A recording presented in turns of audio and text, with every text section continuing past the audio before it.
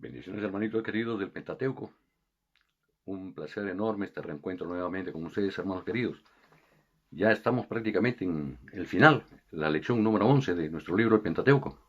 Y qué bueno que sea así, hermanos, porque tenemos bastante que comentar. Es una lección un poco extensa, pero trataremos de resumirla de la mejor manera. Oremos, hermano, primero, demos gracias al Señor por su gran amor, por sus bendiciones y misericordia, porque podemos acercarnos hoy al trono de la gracia, Señor, para alcanzar misericordia y tomar consuelo para el oportuno socorro con los hermanos amados. Gracias por este tiempo, Señor, de pandemia, que tú los has diseñado como un tiempo de refrigerio para nosotros, para que podamos adentrarnos más al estudio de tu palabra, Señor, para nuestro crecimiento espiritual. Bendice a los hermanos en la fe, Señor. Bendice tu iglesia santa. Líbranos de todo mal, Señor. Amén. Hermanitos queridos, vamos a dar inicio aquí entonces a esta última lección. El tema es los amorreos, pero los amorreos tiene dos partes. Una que está relatada en la parte final del libro de Números y la otra parte también referida a los amorreos en el libro ya de Deuteronomio, que es el quinto libro del Pentateuco. Pero esta parte de los amorreos tiene ahí 6 puntos de bosquejo y vamos a relatarlos así brevemente. El primer tema es sobre Sehón y Og. Oposición es el tema, ¿no es cierto? Entonces, Israel ya sabemos que tuvo una importante victoria sobre Sehón, que es el rey de los amorreos, y sobre Og, que es el rey de Basán, que están ya ahí a la frontera, ahí en el Jordán. Se habla de Og, que era un gigante que dormía pues en una cama de hierro de 4 metros. Bueno, eso es lo más resaltante de esta parte, ¿no es cierto? En el siguiente tema del bosquejo es Balán y Balac, el tema de adivinación. Bueno, el primer subtítulo es sobre el inicio promisorio, referido a Balaam, ¿no es cierto? Bueno, se dice él que mientras los israelitas acampaban en su nuevo territorio, ahí junto al Jordán, y Balaam, impactado por las victorias de los israelitas, manda a buscar a Balaam, porque se sabe de él que es un famoso adivinador, ¿no es cierto?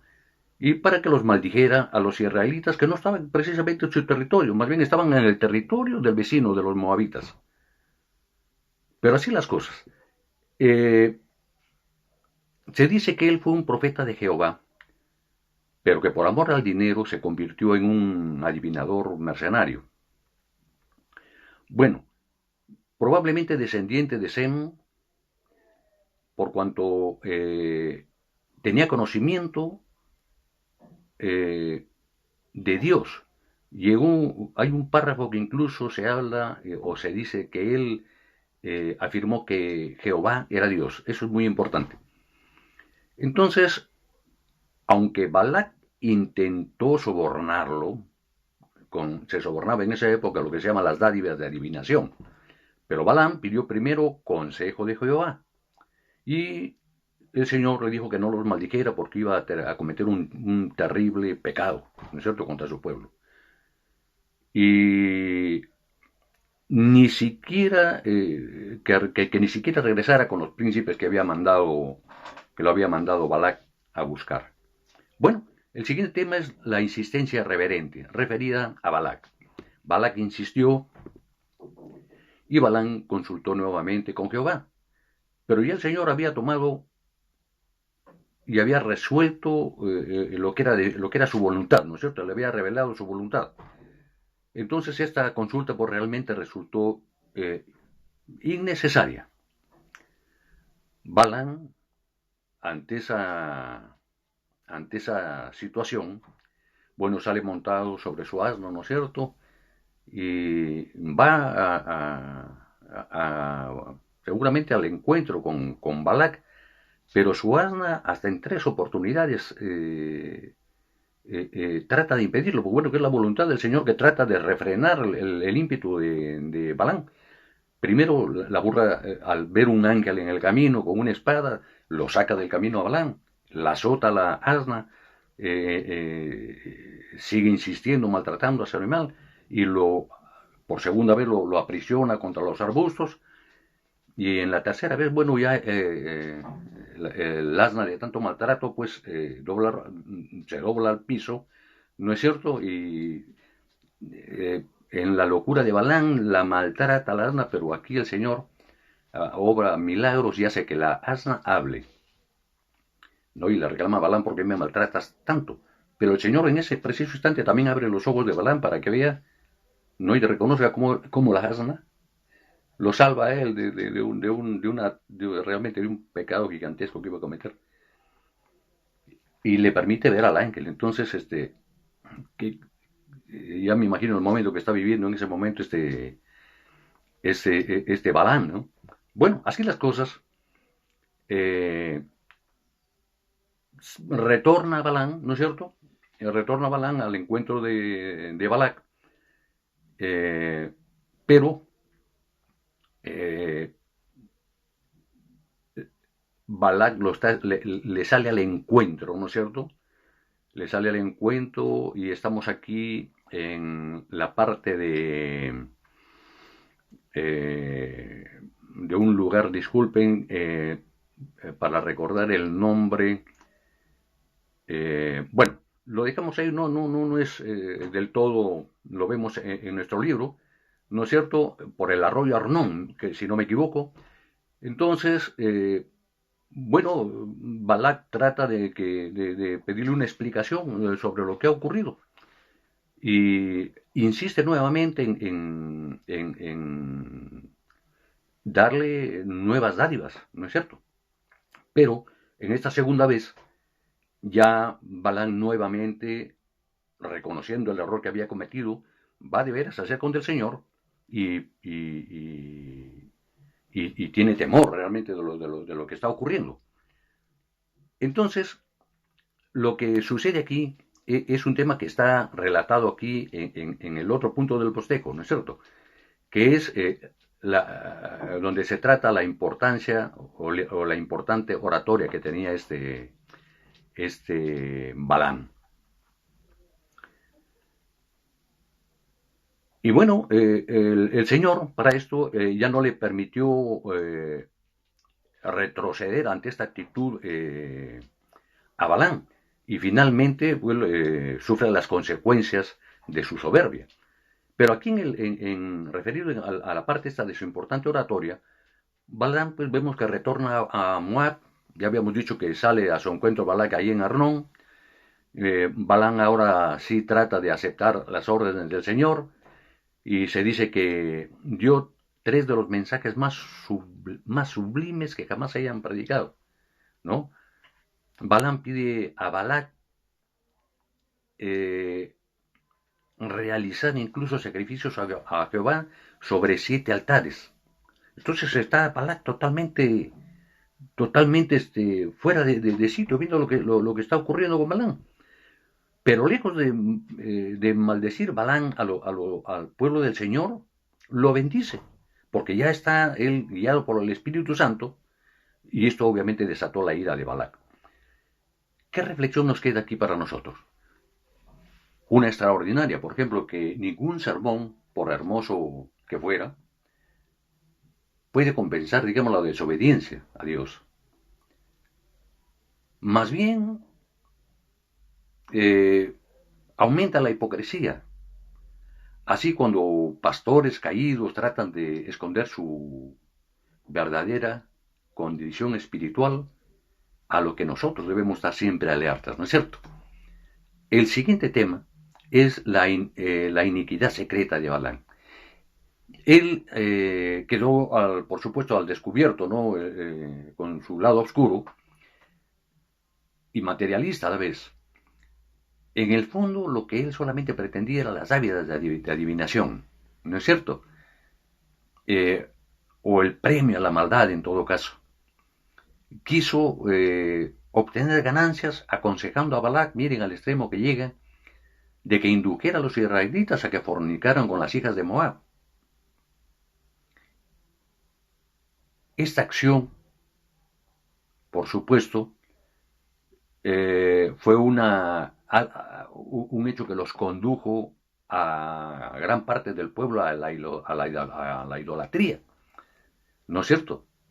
Porque esta unión con los paganos ha sido siempre pues un fue siempre, porque lo hemos visto en el trayecto del pueblo del Señor, que era una de las más caras tentaciones para ellos, ¿no es cierto? Y la causa de muchos sufrimientos también para ellos. Todo esto de repente fue realmente una gran maldición para el pueblo hebreo. El siguiente tema que tenemos aquí es su inmolación miserable dentro del bosquejo. Eh, Pese a buscar, digamos, la voluntad de Dios, era un miserable hipócrita, ¿no es cierto? Este Balán, y profeta caído. Pronto recibió castigo por lo de Balpeor, o sea, por esta insistencia de Balá para que tomaran a las hijas de Moab, ¿no es cierto? Y finalmente fue muerto a espada. La reflexión sabia que nos queda aquí es una lección para que nunca seamos sordos a la voz del Señor, ¿no es cierto? Y ni disfracemos también con hermosos sermones nuestros deseos, ¿no es cierto? Ni digamos, disimulemos una vida pecaminosa con frases de apariencias de santidad, hermanos. Debemos estar alertas también con el liderazgo en nuestras iglesias y en nuestros ministerios. Por algo Jesús condenó, recuerdan ustedes, tan enérgicamente a los hipócritas, ¿no? Que cuando en el que hemos estudiado y hemos visto hoy que hasta por 9 veces le llama hipócritas a los fariseos, ¿no? Bueno, en el siguiente punto ya es el tema sobre Moisés y Eleazar, la palabra clave de la numeración. Dios ordenó un censo para los mayores de 20 años. Recuerden que el primero fue en el Sinaí, ¿no es cierto? En ambos resultados fue de 600.000 aptos. No se contaron, por supuesto, los de la rama de los levitas, de la tribu de los levitas. De del primer censo solamente entraron a la tierra prometida, pues Josué y Caleb, ya lo sabemos. El nombre del libro de números es precisamente por estos dos censos. Esa es la razón del nombre, ¿no es cierto? La nueva generación, por supuesto, ya robustecida por los traquines del desierto, era de un temple ya y resistencia muy diferente a la de sus padres, pues unos se habían criado al estilo y la vida de Egipto, eso ya lo han estudiado ahí en el libro. Y finalmente, otro de los temas que tenemos aquí es las hijas de Zelofehad, que es la petición por la que ya conquistado los primeros territorios, ¿no es cierto?, del pueblo de Dios, surgen las peticiones de las hijas de... ¿Pero quién es este Zelofehad? Este era un descendiente de la rama de Manasés, que no tuvo hijos varones, pero sí tuvo 5 hijas mujeres.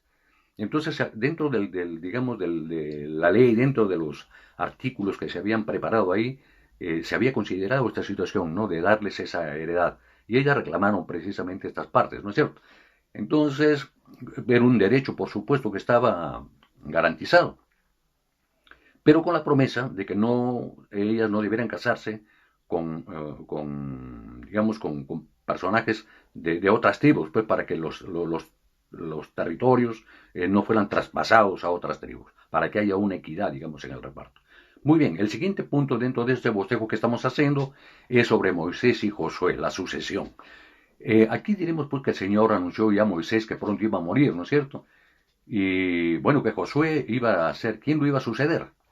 Entonces subieron al monte Nebo y ahí Moisés lo instaló oficialmente en su cargo, con imposición de manos, es como está el relato bíblico.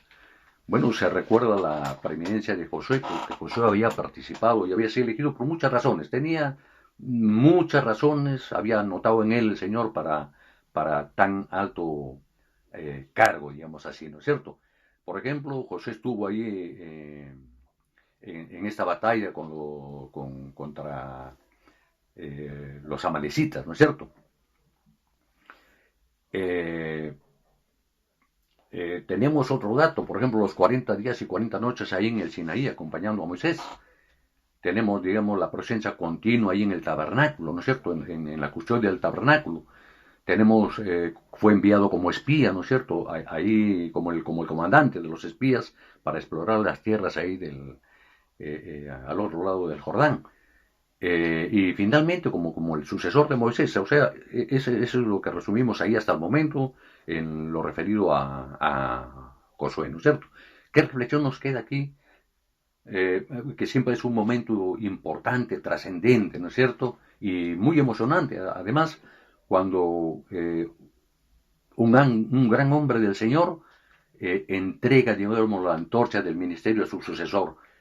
Esto lo vemos cuando Elías le entrega, le cede a Eliseo, ¿no es cierto?, digamos, la antorcha que han tomado aquí este nombre, ¿no?, para hacer referencia a la autoridad. Otro caso lo vemos con Pablo y Timoteo en el discipulado, ¿no es cierto? Timoteo, ya hemos visto ahí en Viajes de Pablo, el discipulado que hace Pablo sobre este joven de Listra. Otro caso más, que es el más fresco, digamos, uno de los más interesantes, cuando Jesucristo disipula a sus futuros embajadores. Entonces, realmente, pues aquí tenemos nosotros como reflexión que estar atentos también, porque aquí en el discipulado de estas enseñanzas que aprendemos es que tenemos que notar que hay algunos, ojalá fueran todos, que estén en esa calidad de aptos para desarrollar los diferentes ministerios que tenemos en nuestra iglesia.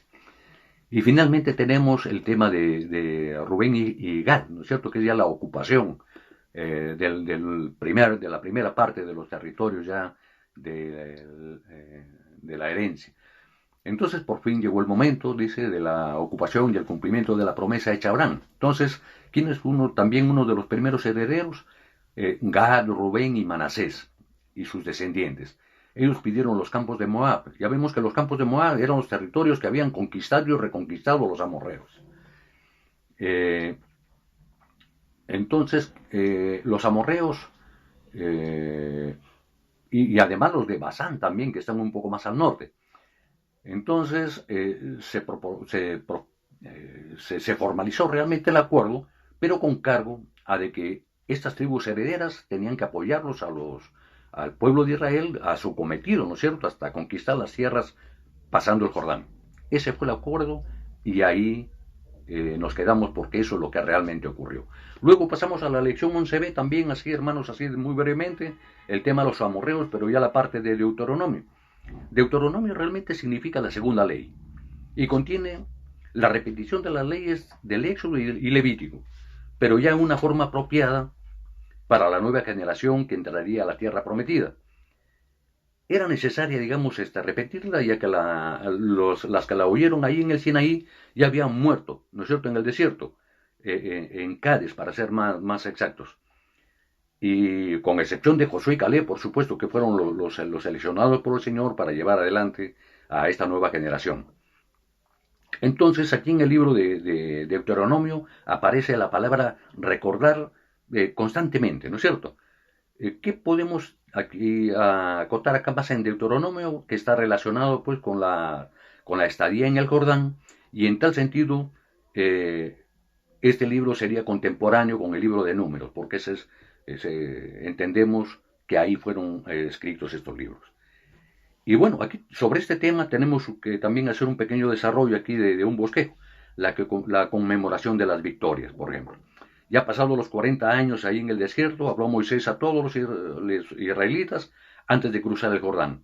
Les recordó que él solo no hubiera podido, digamos, atender las necesidades o sobrellevar tantas molestias causadas por los israelitas, ¿no es cierto?, en el trayecto desde la salida desde Egipto hasta el Jordán. Por lo que tuvo, de acuerdo, recuerdan este hecho ahí cuando llegaron a Refidín, ahí estaba Jetro también sumado en la caminata. Jetro es el suegro de Moisés, que le recomendó para que seleccionara a jóvenes expertos, ¿no?, y a toda prueba de lealtad para que le ayudaran a resolver los problemas que tanto agobiaban, digamos, a la gente en el trayecto, cosa que lo hizo y lo está declarando en este momento Moisés. ¿No es cierto? Ahora, recuerda también el trayecto desde el Sinaí a Cádiz, ¿no es cierto?, ya desde que salieron de Tavera, ¿no es cierto?, Tavera, Kibrot, a Serot, ahora el trayecto en Cádiz, ¿no es cierto? Que estando en Cádiz, y en vez de ir a la tierra de promesa, ¿no? No obstante que habían visto la maravilla de frutos que habían traído, pues, recuerden, lo más impresionante es un racimo que era cargado por dos personas, un racimo de uvas, entre ellos duraznos, melones y todo lo que produce esa parte de la tierra prometida. ¿Qué decisión tomaron? Simplemente no continuar. Y el Señor, por supuesto, desató su ira. Entonces los hace caminar errantes durante 40 años ahí en Cádiz. Ahí es donde se produce la gran pérdida de tiempo. Ahí es donde finalmente termina gran parte de esos 2 millones de personas que salieron ahí, la generación antigua que salió de Egipto, me refiero, ¿no es cierto? Entonces, en vez de ir a la tierra de promesa, tuvieron que retroceder hacia dónde, hasta el Mar Rojo, y pasar bordeando las fronteras de Moab y las fronteras de Edom. Primero la de Edom, porque está antes de llegar al Jordán, de Edom, de Moab, para poder conquistar y dar batalla a los amorreos ahí en Basán. Recordó aquí Moisés cómo repartió el territorio a Rubén, a Gad y a Manasés, ¿no es cierto? Y cómo cómo lo comisionaron a Josué para que encabezara la expedición de los espías, ¿no? Y bueno, pues aquí se relata también las consecuencias del pecado de Moisés, ¿no? De golpear la roca por 2 veces en vez de hablarle, como Dios le había ordenado. Entonces el Señor ordenó que él no iba a cruzar el Jordán. Y ahora Moisés le pide a los israelitas no añadir ni disminuir, no añadir ni disminuir de la palabra de Dios. Pide guardar sus mandamientos dados en el Sinaí y dio serias advertencias, además, de las funestas consecuencias del pecado de Balac Peor, ¿no es cierto? Eso de incitar a los israelitas a que durmieran con las de Moab, ¿no? Y bueno, y ahí lo relativo a esta parte de las consecuencias de la conmemoración de las victorias. Y en el punto B tenemos la conservación de los 10 mandamientos. Moisés aquí presenta los 10 mandamientos a la nueva generación, recomendándoles o recordándoles en todo caso la historia y enseñanza, la enseñanza declarada o relatada ahí en Éxodo, en el monte Sinaí o en el monte Horeb. Les entrega lo que Jesús le llamó el más grande de los mandamientos, ¿no es cierto? Que declara que Jehová es nuestro Dios, que Él es uno y debemos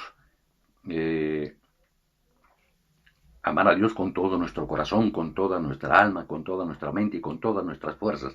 Este pasaje, hermanos, ahí se reitera en varias veces aquí en Deuteronomio, ¿no es cierto? Y aquí, bueno, el Señor Jesucristo, recuerden ustedes cuando dio las explicaciones sobre ya como la ley había quedado y que ya había ahora ya con su presencia iba a dar solamente Dios nos dejó un solo mandamiento, ¿no? Que resumía todo el tema de la ley, ¿no es cierto?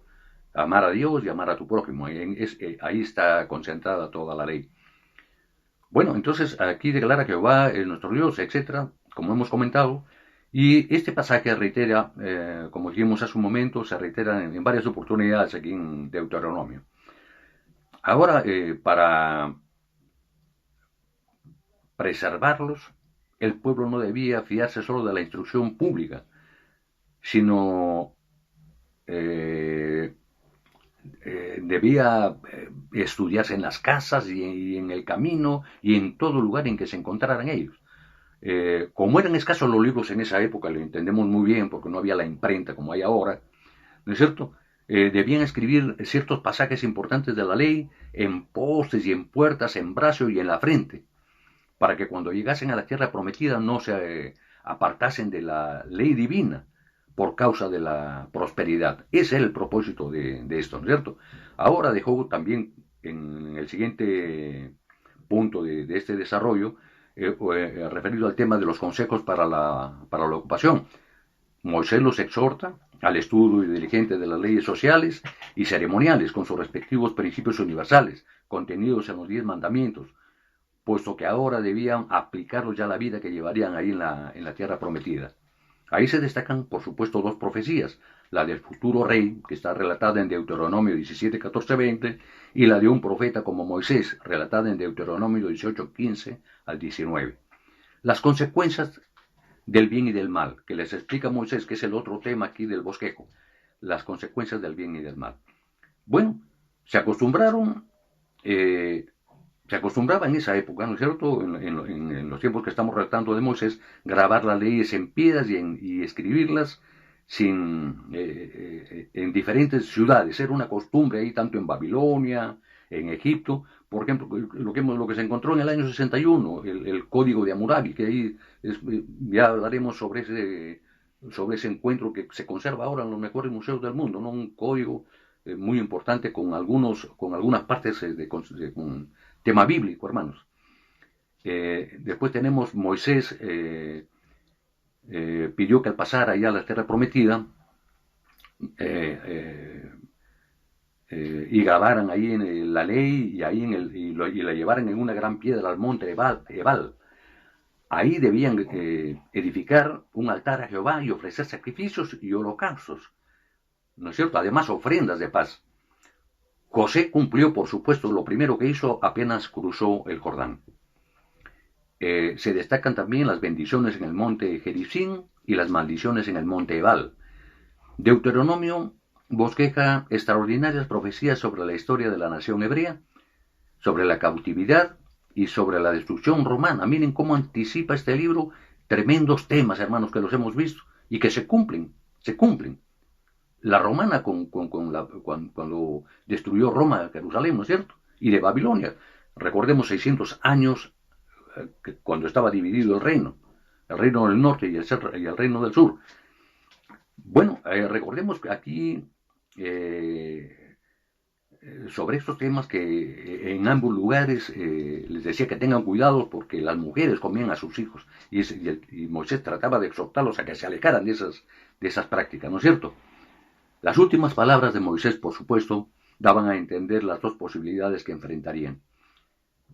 Una de ellas era servir a Dios, que era el camino de la vida, o servir a los ídolos, que era el camino seguro a la muerte.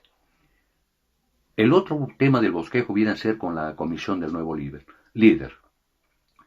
Moisés, quien no cruzaría, como sabemos, llamó a Josué para que tomara el mando. La comisión se cumple, por supuesto, junto con la escritura de la ley por el propio Moisés y en un pergamino. Por supuesto, escribe en un pergamino para que las generaciones futuras pudieran leerlo, ¿no es cierto? Y es así como ocurrió.